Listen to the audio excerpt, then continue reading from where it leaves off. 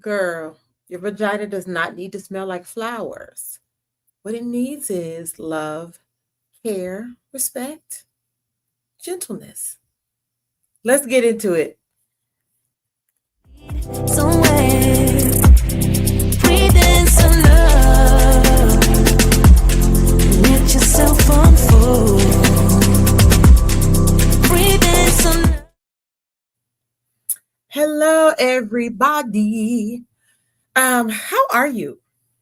Like seriously, how are you? I don't talk a whole lot about this because I'm not an expert, but I do really believe in the power of astrology.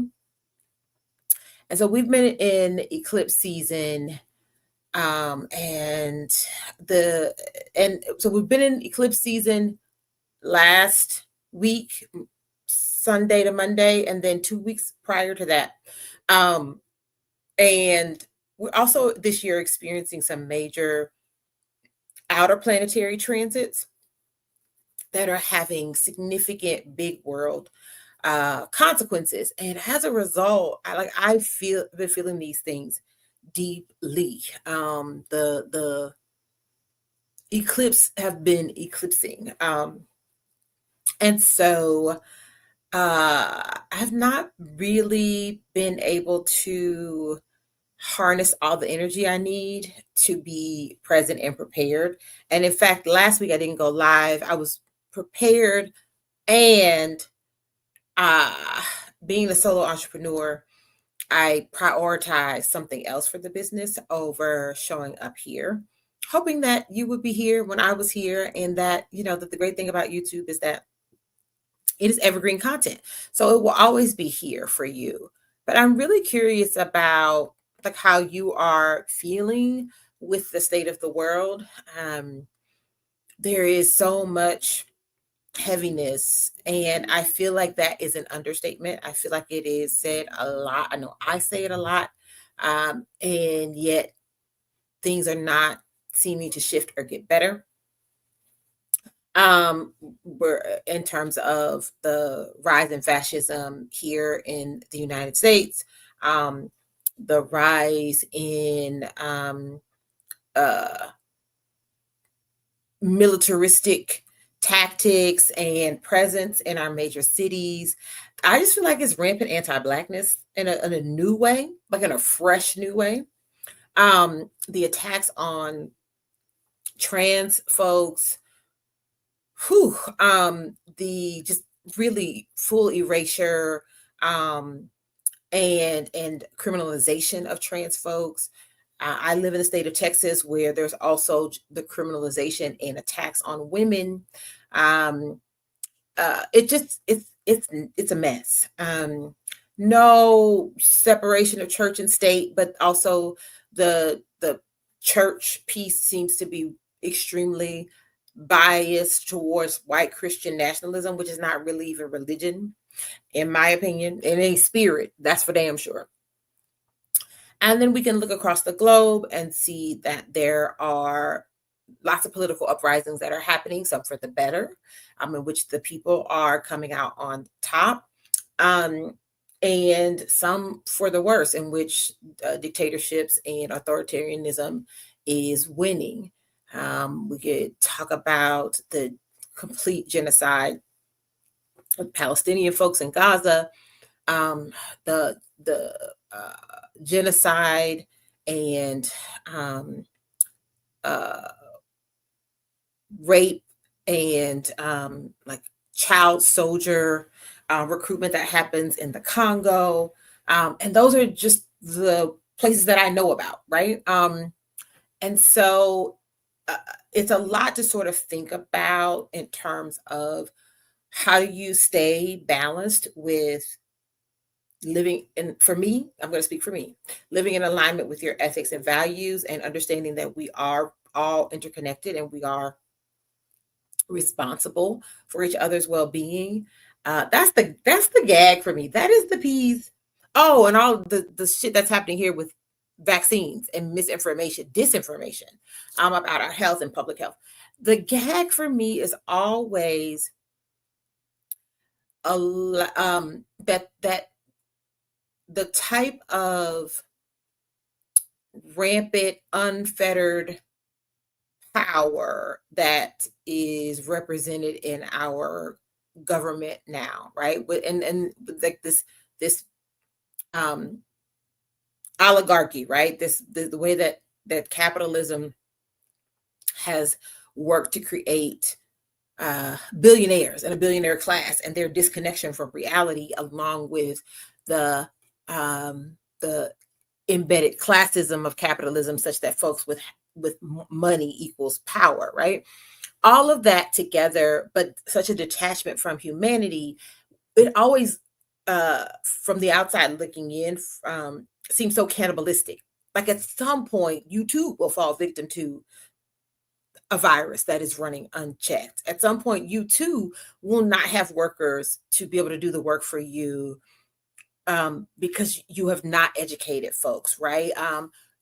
Folks that don't have health care won't be able to show up for the manual labor jobs that you want to sort of relegate people to. Like at some point, it will catch up to everybody because we really are all interconnected. You can't uh, pretend like the climate crisis isn't real. It's gonna affect us all. So I share all of that. These are all the wonderings and thoughts that I have. And one of the things that has really shifted my overall sense of empowerment and my overall compass about what I am able to actually do and create change for in my life was when I first encountered Adrienne Marie Brown's work, Emergent Strategy, and just this notion around fractals. And I oversimplify it. It's a wonderful text. I think you should read it. If you've read it before, read it again. But this idea of fractals, that what happens on the small reverberates up to the big, and it doesn't happen in humans, obviously, instantaneously, but that we all are really genuinely interconnected, and that I should not dismiss my power on the local level, or within me, because I assume that it won't have a ripple effect. I assume that it won't impact um, the bigger picture. And so I have been really thinking about, how do I show up locally? How do I show up for myself? How am I engaging and building community? How I'm moving out of my own comfort zones around that um, to be in relationship and to build community with folks, because it can be uncomfortable, right? Um, so that's what I mean when I say, how are you? Do you think about these things? Do any of these things matter to you? Do you compartmentalize really well? What are you doing in order to feel grounded and like you have a sense of mental wellness, that you're able to still experience your life while it can really always seems like the world is always burning, right?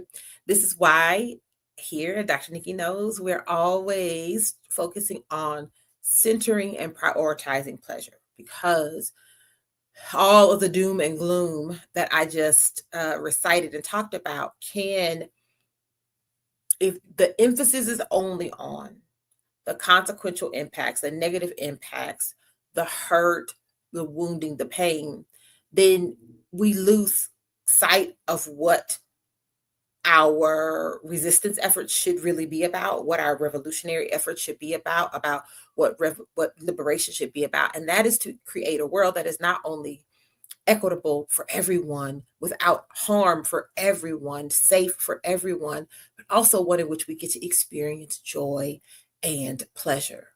And one of the most empowering ways that I think that we can engage in resistance is in intentionally cultivating, creating, and nurturing our relationship to joy and pleasure, to intimacy and connection.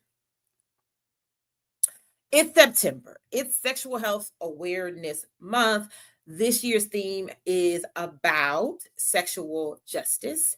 And one of the things that I think about oftentimes is that whenever we're talking about justice, if we're looking at any any sort of index in this good United States, we always have to look at the intersection of race, class, gender, sexual orientation with regard to our ideas about justice. And in specific, thinking about what sexual justice means for Black women and relating that to a significant part of our reproductive and sexual health.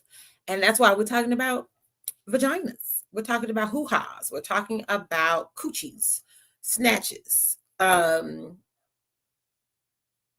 could probably come up with a bunch of different names and maybe I will sprinkle them through. We're talking about vaginal health today. Hello, welcome in.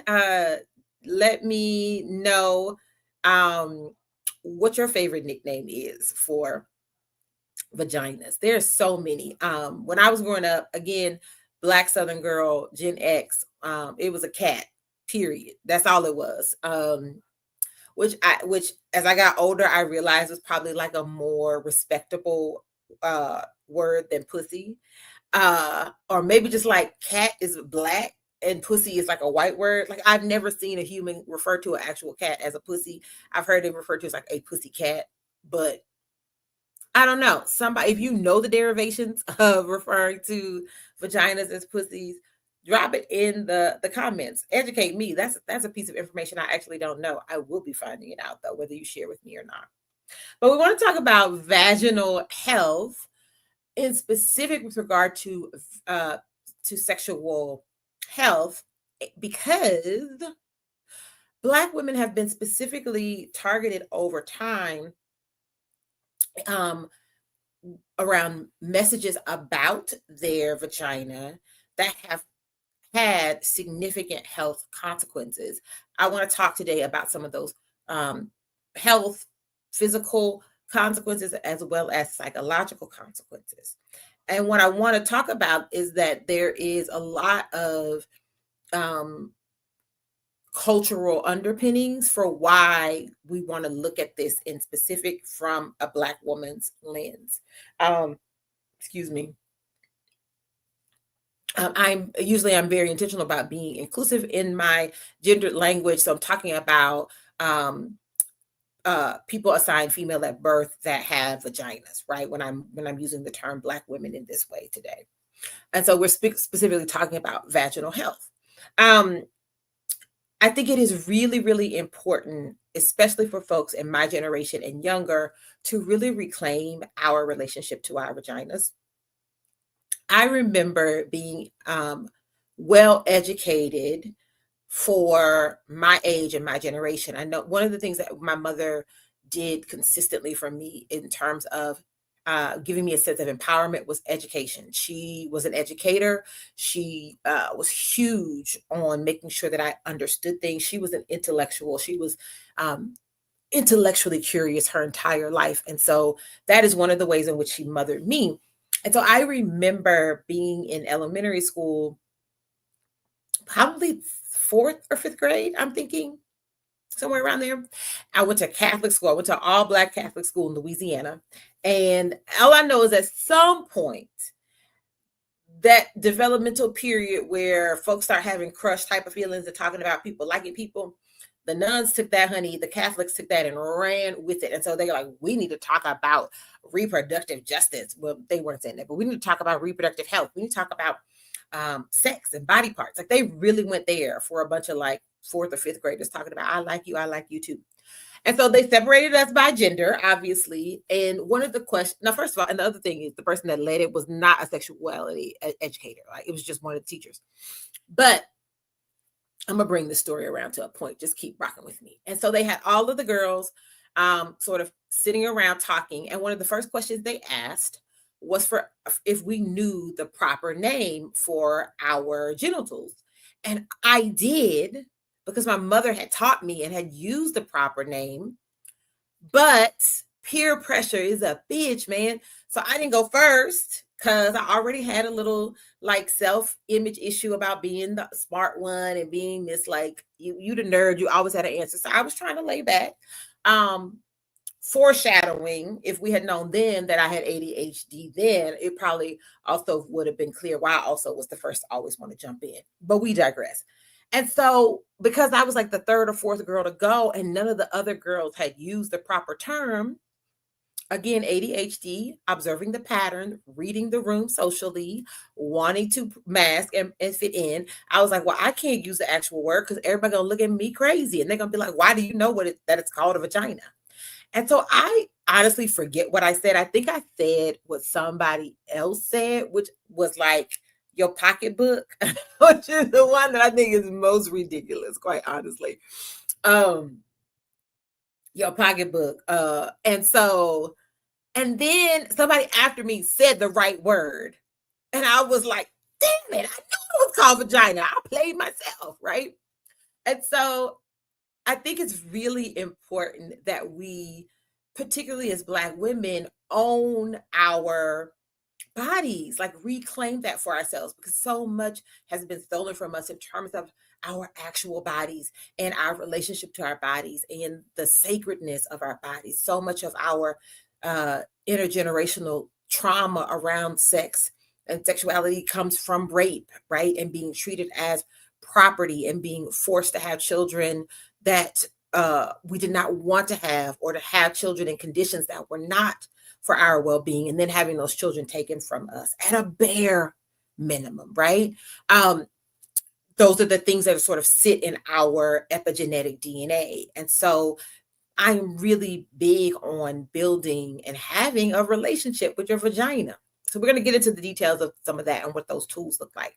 And so, related to a sort of history of shame and respectability, and having our sexuality used against us to villainize us, to invalidate us, to put us in positions of inferiority, right? I think that we have internalized a lot of negative messages about our vaginas. And so, one of my favorite sexuality researchers is Dr. Shamika Thorpe. She's in the University of Kentucky. She's a badass. I love her research. She is prolific, and she does very specifically Black feminist centered research around sexuality and sexual health. And one of my favorite studies of all time, full stop, and then all time, from Dr. Thorpe is I love saying it. Make sure you wash your monkey. That's the quote. Or if you was from the South, it would be make sure you wash your monkey. Okay. Another slang term for the vagina. And it's a qualitative study in which she looked at intergenerational messages. So when we intergenerational, meaning across generations, so grandmothers, mothers, daughters, right? Or so people from different generational cohorts. And it was a qualitative study, and what she found is that there still is a lot of silence that is happening among Black women, that around vaginal health, around vaginal hygiene, and the interrelationship between a sense of pride and respect, versus respectability, versus shame about vaginal health and well-being. And so, wash your monkey, but do you know how to wash your monkey? Because that's the other part. So what we see also among Black women is that there's been a significant targeting of messages around smell, odor, lack of cleanliness, all of these very specific, limiting, judgmental messages towards Black women, in specific, about what their vaginas should be and what their vaginas absolutely should not be, that have resulted in more products that are harmful to your vaginal health being targeted towards Black women than other racial groups. Specifically, usually they look at white versus Black women. And then also finding in a more recent quantitative study, who was that? in a more recent quantitative study, I think it's with Herbenick, I think. Don't quote me on that, but found that that study didn't find significant quantitative differences across Black and white groups with regard to feminine hygiene products that were used, but also found that there was a significant difference among folks that were less that had less formal education, right?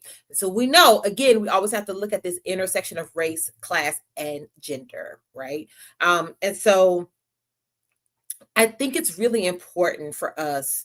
One of the things that I always do in my individual work with my client, and it's just how I orient clients and how I orient myself in the world, is like, I want to do the critical thinking. Like, where is this coming from? Why do we think this stuff? Because most of the stuff that we assume to be true and we just sort of accept as wholesale, it's probably benefiting the white man. Usually at the end of the day, like when you follow the train, it's benefiting the white man, and usually it's benefiting the white man's pocket. Okay. And so that there was a piece that I really love from Ferrante where she looks at the marketing messages to Black women and found that in 2002, 52% of Black women were douching compared to 27% of white women, because there's been marketing messages, branding messages in not just the messages, not just the products, but in spaces, print media, TV, film, etc., targeted specifically to more towards Black women around negative messages about their vagina, right? Who is douching in 2025? I need y'all to stop that. I need you to stop it. So we're going to get into some myths versus facts in just a second, but I wanted to sort of lay out the overall framework, right?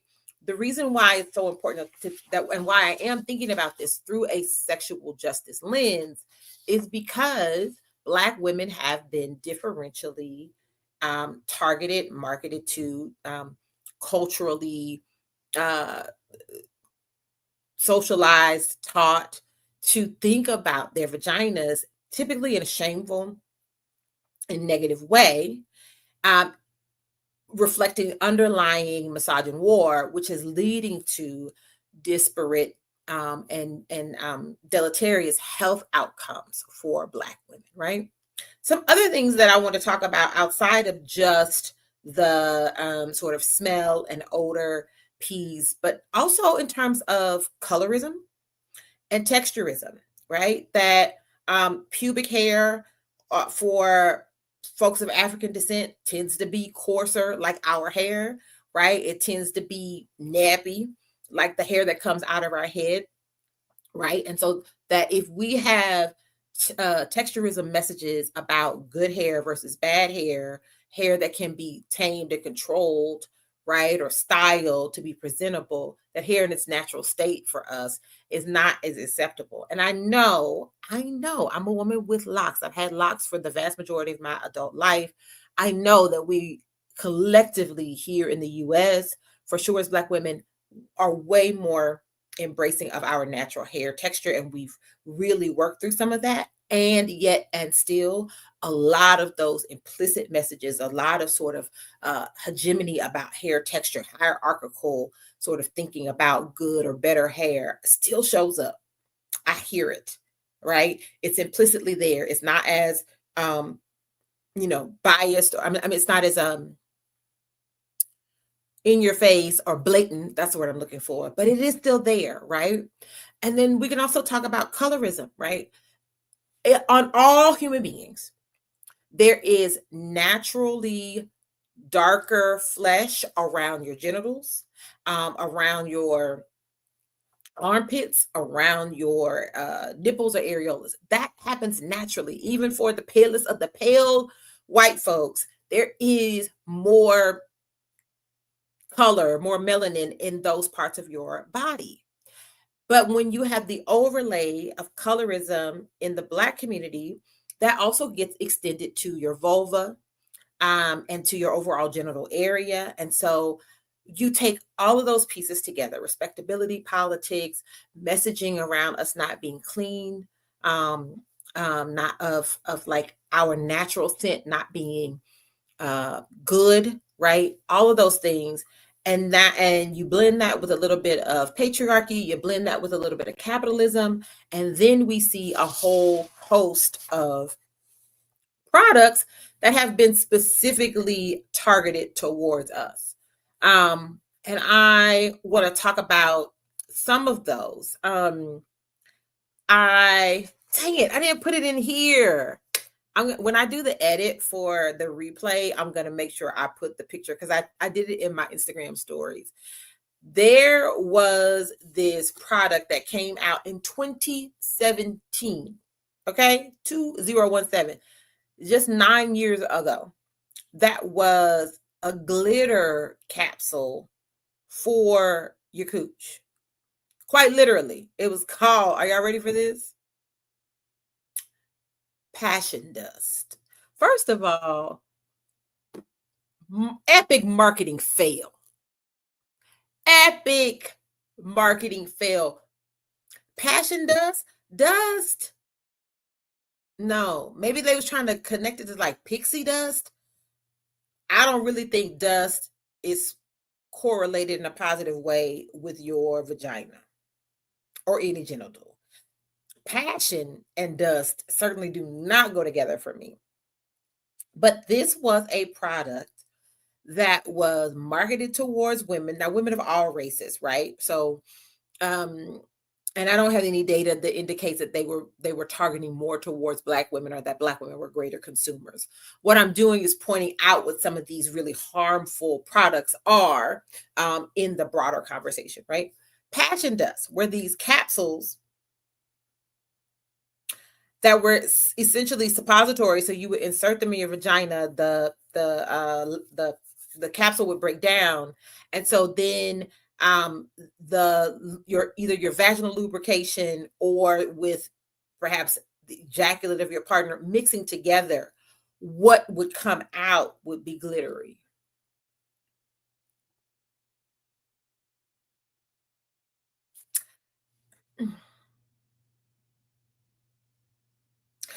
Maybe those people had never been around glitter. Maybe they didn't know what glitter was. Maybe they've never had a child do arts and crafts and use the tiniest amount of glitter, and yet glitter be found throughout your home on every floor in every room for 7 to 10 years afterwards. Maybe they didn't know the insidious violence that is glitter. Maybe they didn't understand that that's like the pH balance and the microbiome in the vagina is very specific and very sensitive. And so that and glitter just they have nothing to do with one another. Luckily, it got a lot of backlash real quick. Obviously, the people that used it, bless their hearts, had some medical concerns, right? Can you just imagine? Oh, I like clench up every time I think about it. Can you imagine the itchiness, the like irritation, the like burning sensation, because it was also like colored like glitter. Like it came in different colors. Let me see if you can. Yes, this is the passion dust, y'all. First of all, no woman has that much discharge sexually. Like it's not that viscous. Um, some ejaculate can be that viscous, but you can't be trying to tell me that that's what's coming out somebody's vagina all by herself. That's just not how it works. Even women that are able to be on the higher end of being lubricated, even women that squirt, it's not thick like that. Okay, so I don't lies from top to bottom. Okay, so I find passion dust to be the most egregious and problematic. But there's also all types of things on the market for vaginal tightening gels, right? So these gels or lubricants that you also can insert to tighten the vagina so that, for the penetrating partner, that it feels tighter, which is supposed to be more pleasurable for them. And maybe even for you. Um, uh, but again, it's a very specific pH and microbiome in the vagina that we want to keep balanced, right?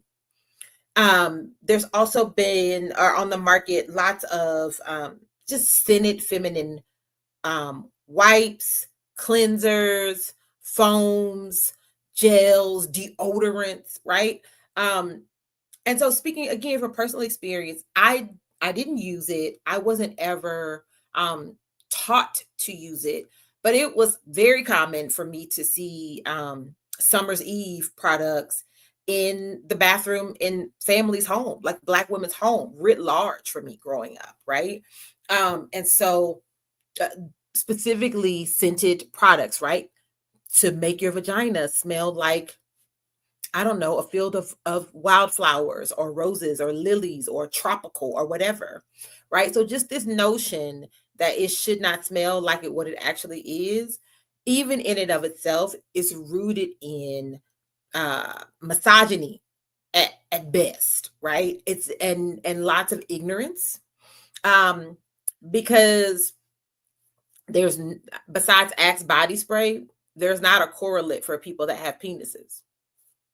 And it doesn't matter that they are external genitalia and vaginas are internal genitalia. That part of your body can get quite smelly. Okay. It needs to be cleaned properly as well, right? So basic hygiene is sufficient for any gender, for any type of genitalia. It's that there are products that are specifically marketed towards women and women's vaginas because they are dirty, smelly, malodorous, problematic. That is the problem, right? Scented feminine products are still on the shelves. Why? Scented tampons, scented pads. We don't need any of that. None of that.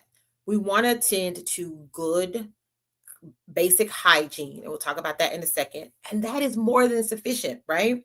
I also want to, and then I'm going to talk about the health piece too, so right, when you should be concerned. But if you are eating a regularly balanced diet, if you are using basic hygiene, daily hygiene habits, right? Cleaning your genitals with a mild soap cleanser, daily, right? If when you are having menstruation, you're changing whatever product you use regularly and consistently, you're wiping thoroughly, you're showering again, you should not have an issue with odors.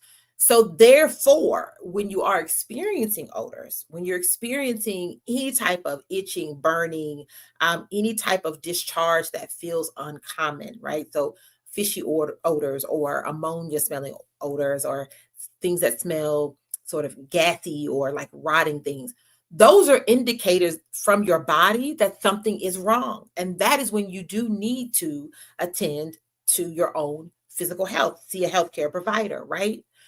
So if we're doing things to mask what is natural for us, then we lose sight of what is healthy or not healthy, right? We then lose perspective on what our health really is. That's part one. And part two, if we're using things to fix a problem that doesn't exist, we can actually create a problem, right? And so what we see then is overrepresentation of, or I should say, disparate um, uh, acuteness and impact of uterine, cervical, and oh my God, why did my mind just go blank? Cervical cancer, uterine cancer,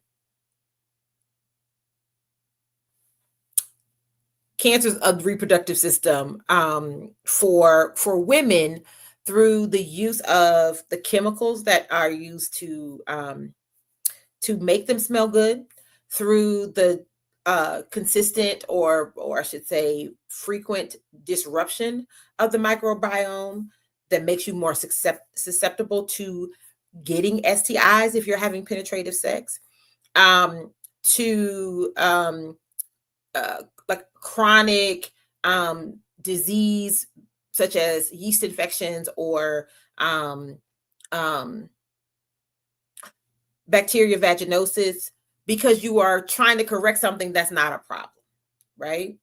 And so if you are experiencing any of those things, I really want you to stop and first look at, how are you treating and taking care of your vagina? What messages have you sort of heard implicitly? What have you been taught about how to care and take care of your vagina that may be just wrong because your mother or aunt or whoever your foremothers were ignorant, because they had been lied to and marketed to, and because they had been made to feel ashamed about their bodies, right?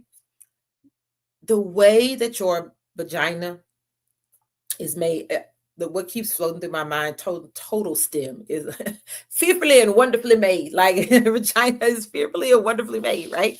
The way that it is in its natural habitat is the way that it's meant to be. Okay. I cannot emphasize that enough. We don't need to douche. There's nothing in there that you need to clean out. It's a self-cleaning oven. It's its own thing. It does its own thing. We there is a natural,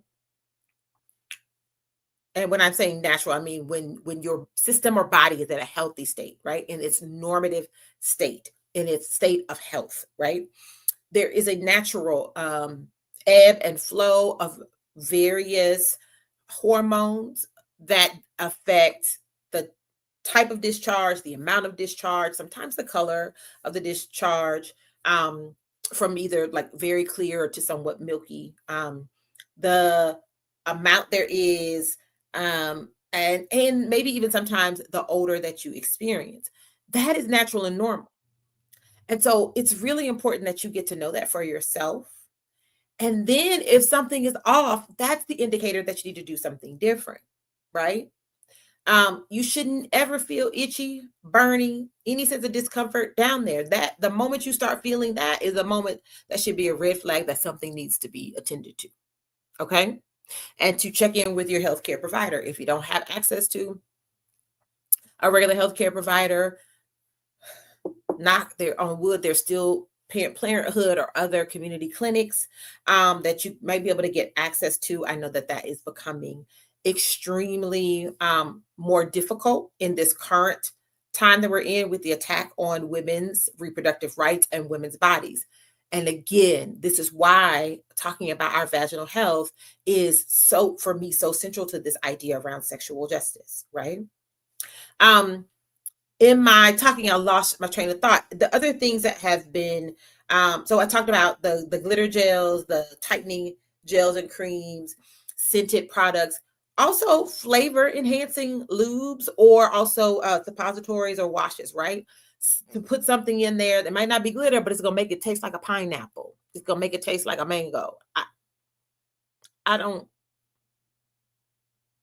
Again, it baffles me. We don't need that. We don't need that.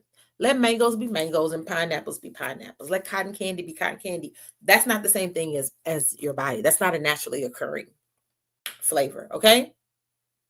Keep it clean. Keep it nice and neat. Keep it trimmed. Right.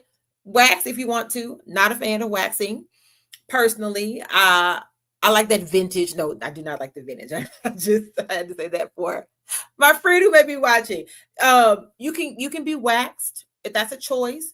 You can also keep it really trimmed, take care of it, attend to it, right? Do your own womanscaping. But be gentle, be loving. It is a very delicate area down there. It is delicate. They are delicate tissues.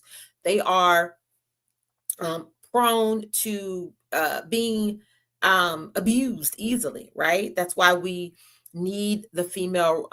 We've talked about the female sexual response cycle, right? That time for the vagina to go through its own physiological process, so that it is ready for penetration, so it can handle the um, physicality, the enthusiasm of penetration, right? Or, being stimulated down there. There's a process that the body goes through to help facilitate that, right? So you need to give it some care and concern. Take care of her, okay? The other thing that is a product that I have seen that is specifically targeted towards Black women is around lightening the skin in your genital area.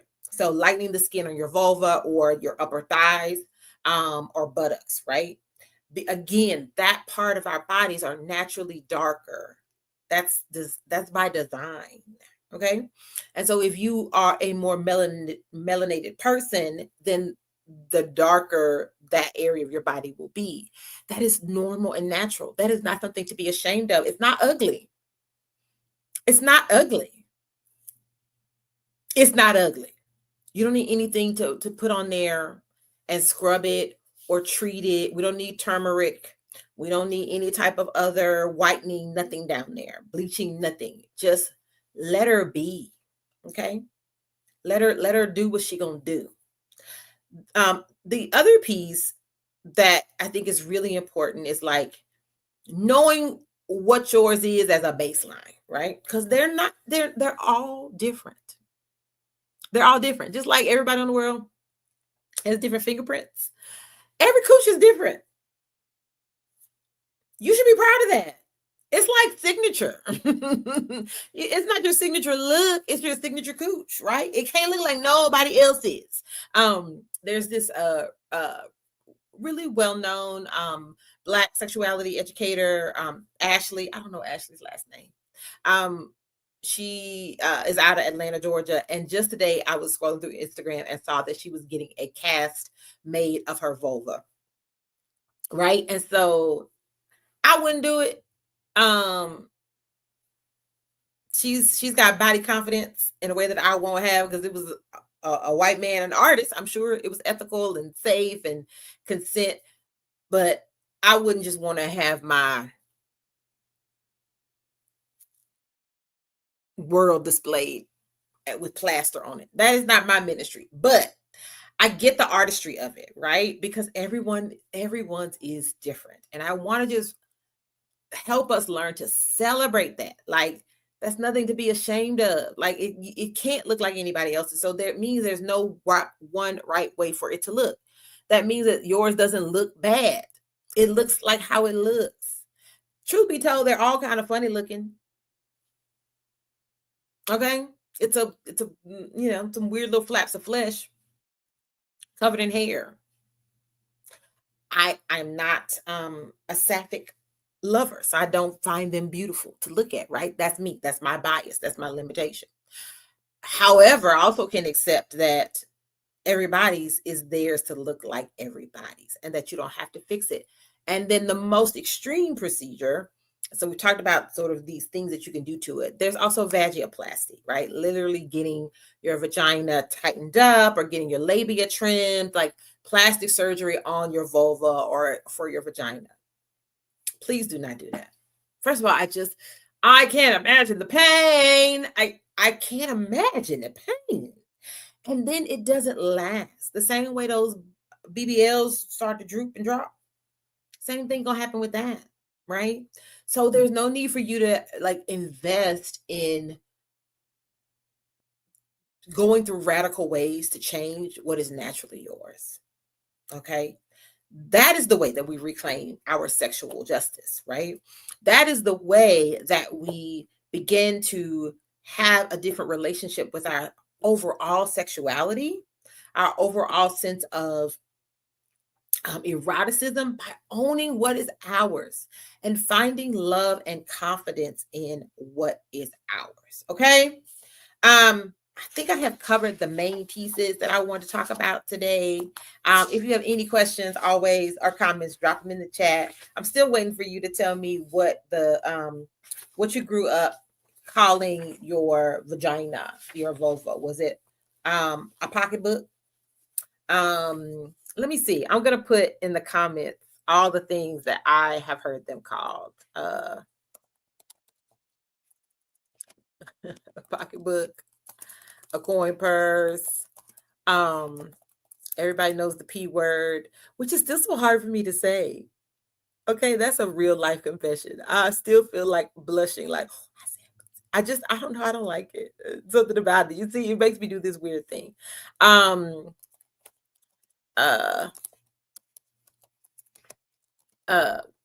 What else? My mind just went blank. Oh, G. Um,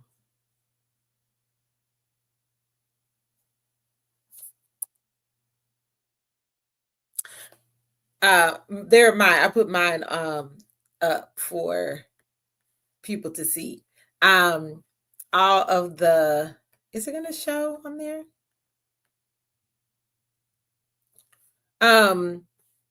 All of the names that people, okay, that I know, like just come off the top of my head, that people have referred to for nicknames for vaginas. Okay, please add yours to the chat. So one other thing before we move on to our pleasure practice for the week, I just want to go over these again. Okay, let's look at these. I want to talk about vaginal myths versus facts. Is that grammatically correct? Should I have said vaginal, or should I have said vagina myths versus facts? That's a good question. Please, somebody correct me if you know the answer, right? So over here on the left, we have myths, and on the right, we have the facts or sort of reality, right? And so myth, we've talked about this. Every vagina should smell like flowers or be totally odorless. Like right there's the extreme. You're either going to smell like fresh meadow or it doesn't smell like anything. And the reality is there is a mild scent, right? That again, odor can change with cycle, hygiene, diet, but strong foul smells may indicate an imbalance or infection. And I'm going to say not may, probably does, right?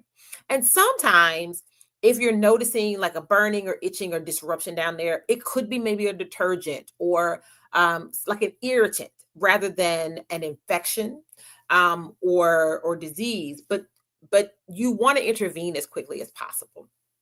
All right. Myth, discharge always means something is wrong. No, you're supposed to have discharge. It varies, right? As I just said, with the amount, texture, and color. But it's there to clean, moisturize, and protect. Remember when I said that the vagina is a self-cleaning habitat? It's a self-cleaning organ, right? It's like it don't need your help. It doesn't need the douche. It don't need nothing else up in there, right? Boric acid. I've also heard about that as well. You don't need to stick nothing up in there to clean it. It's going to do it on its own, okay? That you need to shave or remove all pubic hair to be clean or fresh. I know a lot of people push back on that, right? That they say that they do feel more clean when it's all gone. But there's a reason why it comes out there. It's a reason why it that's how that's something that normally happens. Now everybody has a different amount, different texture, different thickness, but it's there as a form of protection, right? That it's to protect against friction and infection. So one of the things I'm gonna really talk about is if you're going to be totally bare down there and you continue to get waxed and be bare down there, you especially need to be focused on using lube when you are having penetrative sex, because you've taken away your natural sort of buffer and friction reducer by having it be all the way clean down there. Not clean, like clean shaven. Here, this sort of lubrication, I feel like of all the things that I've talked about tonight, this one is the one that I think has found the most popularity lately, especially through social media, that if it isn't wet, your body is defective. And so I see a lot of products being marketed towards Black women that are natural, quote unquote, like supplements or pills, or like serums, to create more lubrication, right? To create more in volume and for a longer period of time. And so the reality is vaginal lubrication varies by arousal, hormonal cycles, hydration. One of the things you can do that's free, natural, and available widely here in the United States and a good part of the westernized world is water. Just drink your water. Just drink your water. That's it. That's all. Stress, health, right, whatever. Lack of lubrication may indicate need for stimulation. but also it may not. There's a concept called sexual non-concordance, in which you might be like mentally aroused, you may be sexually aroused, but physiologically it's not being reciprocated. And we can always use lube. Lube is our friend, okay? There's no shame around that. You don't need to take supplements or pills or any of that to get more wet or to stay wet longer.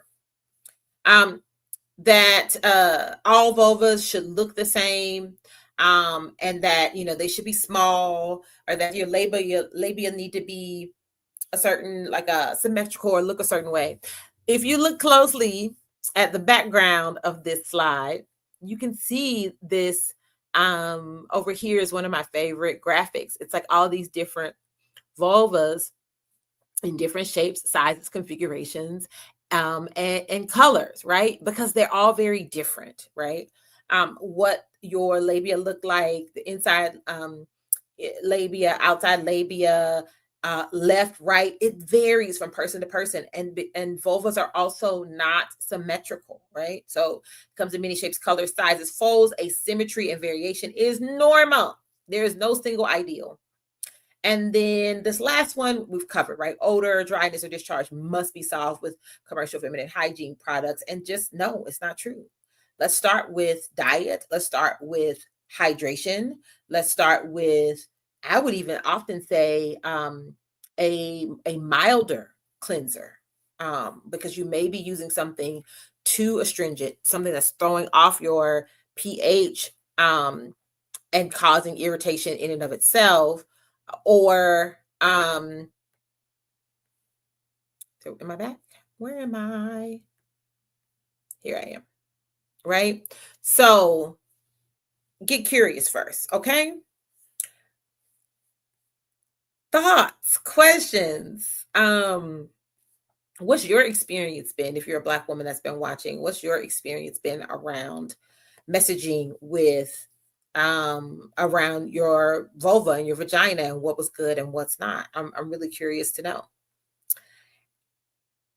Let's get into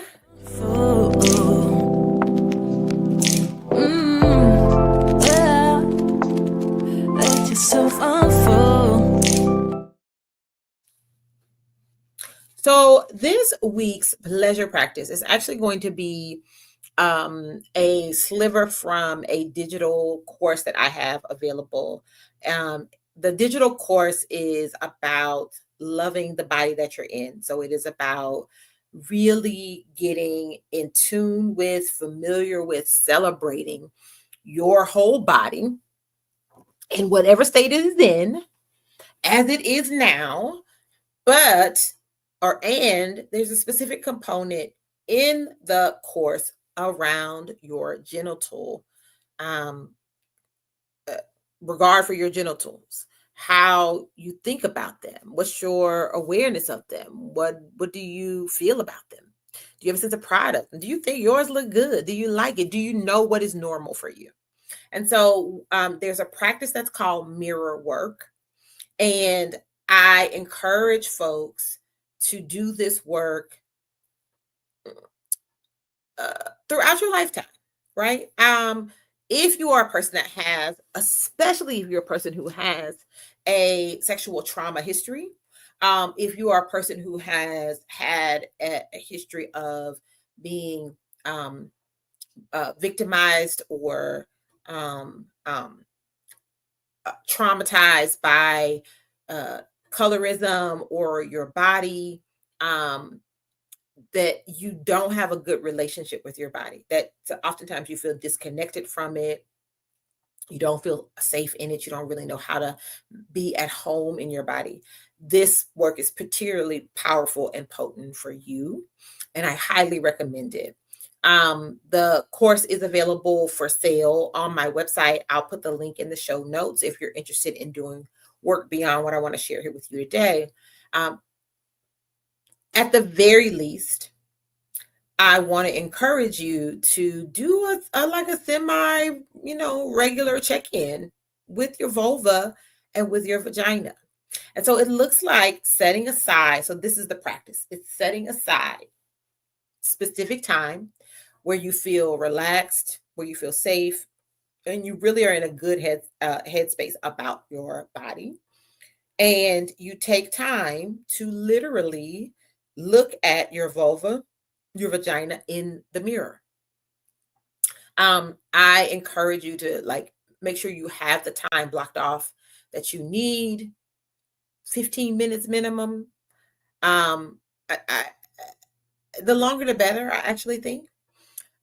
And because part of what will happen is if this isn't a practice that you're used to doing already, if you will notice that just simply slowing down and attuning to your body and slowing down and just looking at your body, not in passing, not in judgment, not in terms of how it will be how it will be perceived by others right now, how you style it, not whether it is fitting norms for what you think is attractive, right? But genuinely take time to sit and look at your body.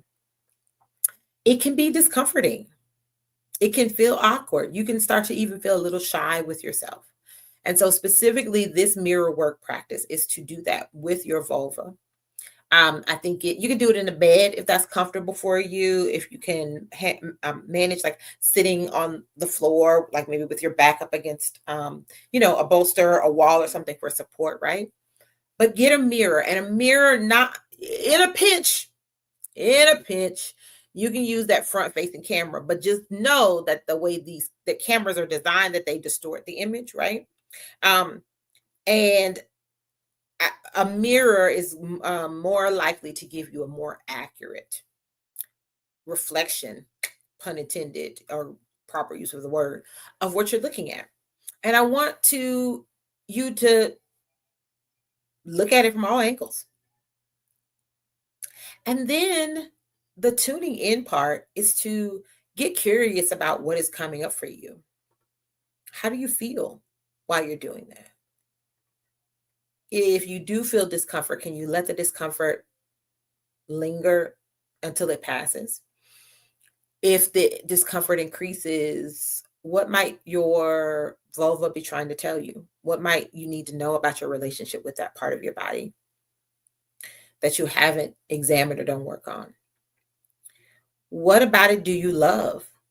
Do you see any parts of it that you think are pretty or cute, or you notice that are particularly unique to yours? Really spend some time gazing at it, being with it, being fully grounded and present in your body and in relationship to that part of your body.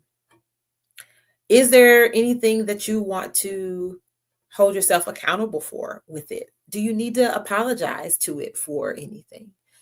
Is there any shame that you've been holding on to that you want to let go of? That is the work. So I do think a minimum of 15 minutes. I think that if you can even set aside maybe a period of time in your life where you do the work for increments of time over a course of weeks, that's what I recommend in the course. It gives you such a sense of empowerment and joy and celebration for your own body. And when you are able to be in your own body and have that type of joyful, celebratory, loving relationship with your genitals, which really symbolically represent like the seat, like the real seat of your erotic power, it helps you access your erotic power that much more. Okay. If you've ever done anything like that, again, drop it in the comments. Let me know. If you go try it out, it's mirror work. I absolutely want you to do it. If it sounds interesting to you, I highly recommend you purchase the course. It's a digital self-paced course, and it's evergreen. You get access to it when you purchase it for your own use.